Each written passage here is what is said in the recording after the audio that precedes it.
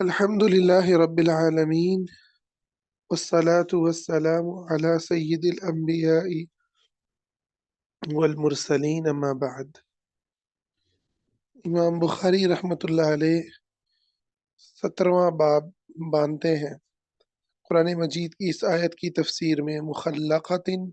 وغیر مخلقۃ۔ مخلقہ سے مراد وہ بچہ ہے جو مکمل اس کی شکل و صورت پیدا ہو جس میں روح پھونک دی جاتی ہے اور تکمیل کے بعد جو ہے وہ ولادت اس کی ہوتی ہے،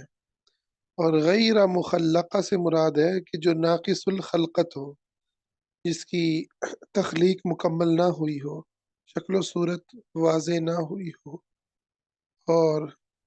اسے مس کیریج کہتے ہیں، پیدائش سے پہلے ہی مس کیریج ہو جائے۔ تو اس حوالے سے امام بخاری یہاں پر جو ہے وہ ذکر کر رہے ہیں۔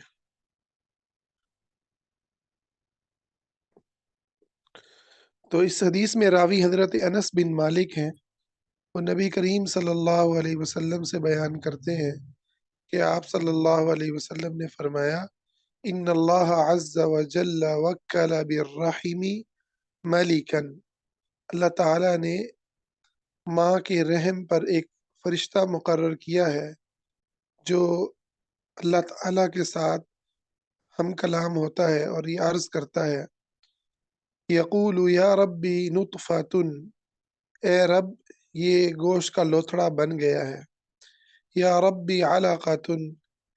اے رب یہ علقہ نہیں، پہلے کہتا ہے نطفہ، ہاں نطفہ تو یعنی نطفے کو کہتے ہیں جو ابتدا ہے، اس کے بعد وہ کہتا ہے یا ربی علقہ یعنی خون کا لوتھڑا ہے، یا ربی مدغہ، اب یہ گوشت کا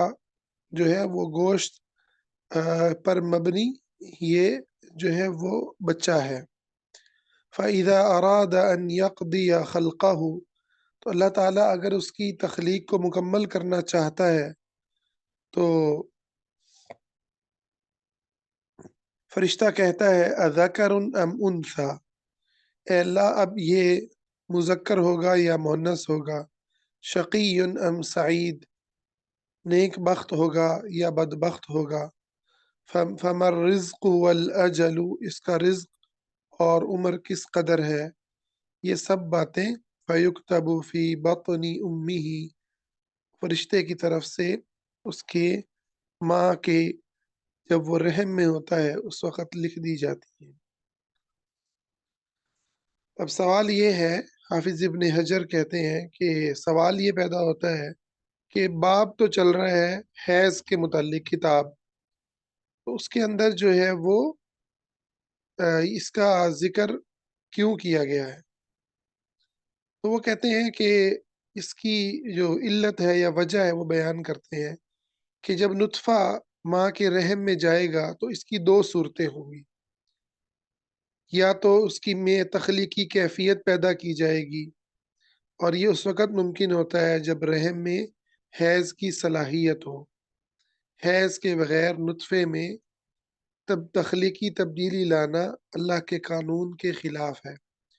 یعنی اگر عورت کو حیض آتا ہوگا تو اس صورت میں جو نطفہ ہے وہ تخلیق کے مراحل کے اندر داخل ہوگا۔ اس لحاظ سے جیسے ہم نے پہلے بھی بات کی کہ حیض کا آنا یہ اللہ تعالیٰ نے انسانی زندگی کے لیے ایک پروسیجر جو ہے اس کا ایک یہ اہم حصہ ہے، اور دوسری صورت یہ ہے کہ اس کے اندر حیض جو ہے اس کو عورت کو نہیں آتا، کہ چاہے وہ بڑھاپے کی وجہ سے یا کسی بیماری کی وجہ سے، تو اس صورت کے اندر پھر اس کا جو نطفہ ہے وہ تخلیقی مراحل میں داخل نہیں ہوگا، اگلے مراحل کے اندر داخل نہیں ہوگا۔ تو گویا اس یہاں پر کئی باتوں کو سمجھایا جا رہا ہے۔ ایک بات تو یہ سمجھائی جا رہی ہے کہ دنیا کے جو مرد ہیں، خاص کر کے جو پچھلی اقوام تھی، ان میں حیض کی وجہ سے عورت کے اوپر بہت زیادتی کی جاتی تھی، اور اس سے نفرت کی جاتی تھی، اس کو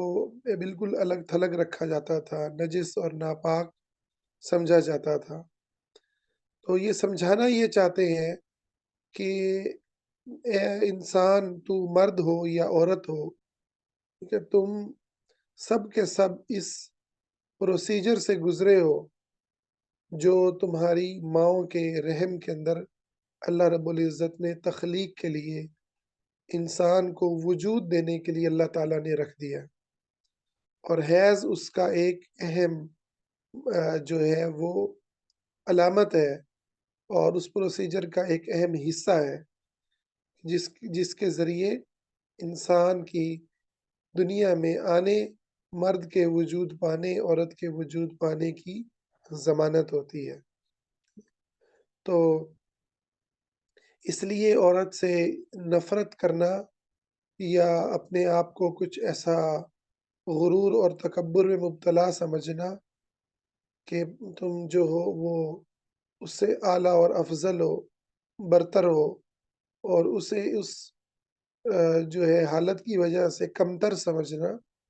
یا حقیر سمجھنا یا اس کے ساتھ برا سلوک کرنا، یہ حقیقت میں جہالت ہے۔ ورنہ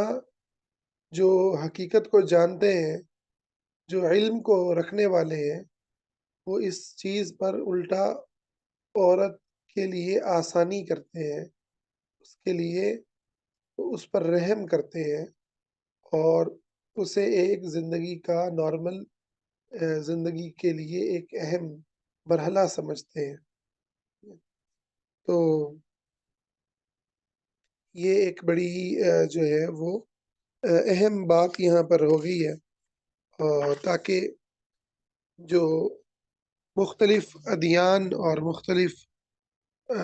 مذاہب کے اندر جو تصورات ہیں، ان سب کے اوپر جو ہے وہ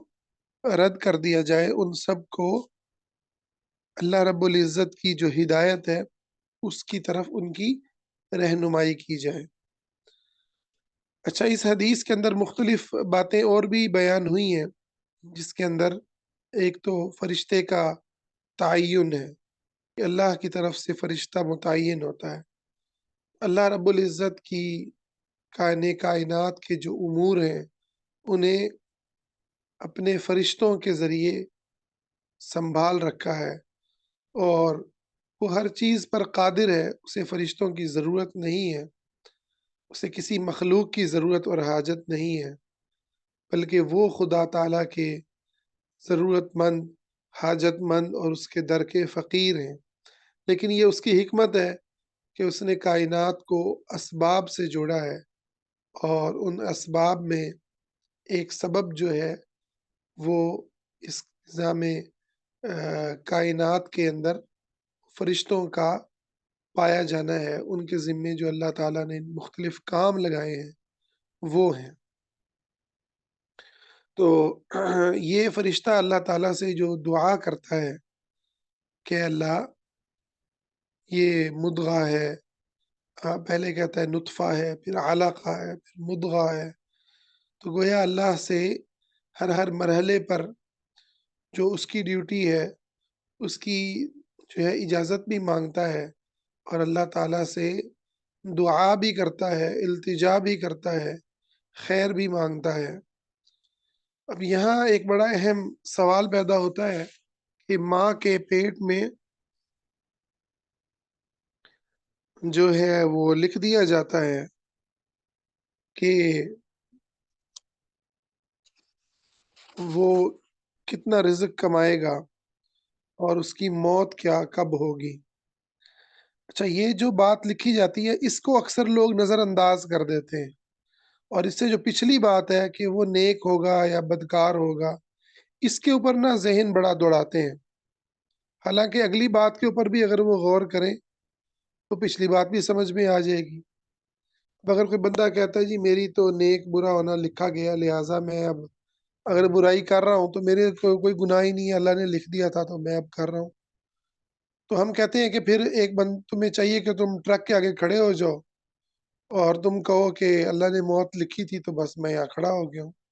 وہاں سے تو تم بھاگ جاتے ہو۔ یا تم جو ہے وہ کمانے شمانے کی بجائے گھر بیٹھ جاؤ آرام سے، کو اللہ نے رزق تو لکھا ہوا ہے، تو جو لکھا ہوا ہے وہ مجھے مل جائے گا، میں گھر بیٹھ جاتا ہوں۔ تو بات یہ ہے کہ یہ جو لاجک ہے یہ بہت ہی زیادہ کرپٹ قسم کی لاجک ہے۔ اصل بات یہ کہ تقدیر اللہ کا علم ہے، یہ اللہ کا علم ہے، اور اللہ رب العزت نے اپنے علم کو، جو اللہ کا کامل علم ہے، اس کو اللہ تعالیٰ نے اپنے پاس لکھ رکھا ہے، اور انسان کو اللہ رب العزت نے دنیا میں آزادی دی ہے۔ فمن شاء فلیؤمن ومن شاء فلیکفر، جو چاہے ایمان لائے، جو چاہے کفر کرے۔ انسان کو اللہ تعالیٰ نے مجبور نہیں کیا، ہاں جن باتوں میں وہ مجبور ہے وہاں اس کو کوئی سوال نہیں ہوگا، کسی سے یہ سوال نہیں ہوگا تم اس زمانے میں کیوں پیدا ہوئے، حضور کے زمانے میں کیوں نہیں پیدا ہو گئے، تم اس قوم میں کیوں پیدا ہوئے، اس ماں باپ کے گھر کیوں پیدا ہوئے، ان حالات میں کیوں پیدا ہوئے، تمہارا رنگ، نسل، زبان، قد، صحت، ٹھیک ہے، یہ جو ساری چیزیں ہیں جو انسان کے بس سے باہر ہیں، اس کے بارے میں انسان سے کوئی سوال نہیں ہوگا۔ سوال اسی بارے میں ہوگا جس میں انسان کو آزادی دی گئی ہے، جس میں انسان کو اللہ تعالیٰ نے آزاد چھوڑا ہے، وہ اپنی مرضی سے جو مرضی راستہ چاہے اپنا لے، اس میں اس سے سوال ہوگا، اور وہ سوال اسی لیے ہوگا کہ آزادی دی گئی تھی، ورنہ تو ظلم ہے کہ آپ کسی کو زبردستی گن پوائنٹ پہ مجبور کر دیں، پھر آپ اس کو سزا بھی دیں، تو اللہ تعالیٰ ظلم سے پاک ہے۔ رہا علم کا معاملہ، تو دیکھیں اب کوئی بندہ یہ نہیں کہتا استاد کو، اگر وہ اپنے کسی اسٹوڈنٹ کے بارے میں یہ دیکھتے ہوئے کہ اس کے کیا حالات ہیں، وہ اگر فرض کرو استاد کہہ دے تو یہ بچہ تو فیل ہوگا، ٹھیک ہے، تو کوئی بھی یہ نہیں کہتا کہ استاد نے کہا ہے تو اس لیے میں فیل ہو گیا۔ ہر کوئی یہ کہے گا کہ بھائی آپ کے اپنے کام تھے، ٹھیک ہے، آپ کا اپنا کردار تھا، تو اس وجہ سے آپ جو ہے وہ فیل ہوئے ہو، ٹھیک ہے۔ تو استاد کا علم تو ناقص بھی ہو سکتا ہے، کہ استاد کا علم جو ہے وہ ناقص بھی ہو سکتا ہے، لیکن اللہ رب العزت کا علم کامل ہے۔ تو حقیقت میں ہم جو کرتے ہیں اپنی مرضی سے کرتے ہیں، چاہے وہ جو ہے جنت کے عمل کریں یا جہنم کے عمل کریں، چاہے وہ اللہ کی بندگی کریں یا کفر کریں، اور اسی طریقے سے رزق کا معاملہ بھی ہے، ٹھیک ہے، کہ رزق کے اندر بھی ہم ایفرٹ کرتے ہیں، اللہ نے دنیا کو اسباب سے جوڑا ہے، جو محنت کرتا ہے اللہ اس کو عطا کرتا ہے، جو بیٹھا رہتا ہے پھر وہ اسی طریقے سے اس کو ملتا ہے، ٹھیک ہے، جو فقیر بن کے مانگ رہا ہے وہ بھی مانگ ہی رہا ہے، وہ بھی کھا ہی رہا ہے، ٹھیک ہے، اب وہ فقیر کہ اللہ نے لکھا ہی ایسے تھا، حقیقت میں یہ اللہ کے ساتھ کفر ہے، اللہ کی تقدیر پر صحیح ایمان لانا یہ نہیں ہے کہ انسان اپنی بری حرکتوں کو، اپنی سستیوں کو اور اپنی ناکامیوں کو خدا تعالیٰ کی طرف منسوب کرے، بلکہ وَالشَّرُّ لَيْسَ إِلَيْكَ وَالْخَيْرُ بِيَدَيْكَ، اے اللہ تیری طرف ہم شر کی نسبت نہیں کرتے، تیری طرف تو خیر ہی خیر کی نسبت کرتے ہیں۔ تو اس بات کو اچھے سے سمجھنا چاہیے۔ ہاں البتہ رہی موت، تو وہ یقیناً اللہ تعالیٰ نے لکھ دی ہے، لکھ دی ہے، وہ اللہ تعالیٰ نے لکھ دی ہے، اور اس میں بھی ہمیں اللہ تعالیٰ نے ان اسباب کو اختیار کرنے کا حکم دیا ہے جو زندگی جن سے ملتی ہے، جیسے صبح شام کی دعائیں ہیں، عافیت کی دعائیں ہیں، اللہ سے صحت کی دعائیں ہیں، پھر ان غذاؤں کا اللہ تعالیٰ نے ہمیں تلقین کی ہے جو طیبات ہیں، پاکیزہ ہیں، جو نقصان دہ چیزیں ہیں ان سے بچنے کا حکم ہے، ٹھیک ہے۔ اسی طریقے سے وہ تمام اسباب جو انسان کی زندگی کو ختم کرتے ہیں، خودکشی کرنے کو جرم قرار دیا گیا، تو ایسا نہیں ہے کہ ہر چیز جو ہے وہ بس لکھ دی گئی کا مطلب یہ ہے کہ اب ہم جو مرضی کریں، نہیں، انسان کا اس کے اندر عمل دخل ہے، انسان کا کو آزاد ارادہ دیا گیا ہے۔ تو البتہ اس میں ایک چیز اور جو سمجھنے والی ہے وہ بڑی اہم ہے کہ اللہ رب العزت کے بارے میں ہمیشہ انسان کو اچھا گمان ہونا چاہیے۔ اگر انسان کے ذہن میں بات آئے بھی تقدیر کے حوالے سے، کسی بھی پہلو کے حوالے سے، تو ہمیشہ اچھا گمان کرے کہ اللہ رب العزت کی ذات نہایت رحیم ذات ہے، مجھ پر نہایت کریم ہے، اس کے مجھ پر بڑے احسانات ہیں، وہ بہت پروردگار عالم مجھ پر بہت مہربان ہے۔ اللہ کے بارے میں ہمیشہ اچھا گمان کرے، اچھا سوچے، اچھے کی امید رکھے اور اعلیٰ سے اعلیٰ اسباب کو اختیار کرے، چاہے وہ روحانی اسباب ہے جیسے اذکار کرنا، صبح شام کی دعائیں پڑھنا، تینوں کل پڑھنا، آیت الکرسی پڑھنا، قرآن مجید کی تلاوت کرنا، 5 وقت کی نمازیں ادا کرنا، یا جو ہے وہ مالی اسباب ہو، انسان مال اچھا کمائے، محنت کرے،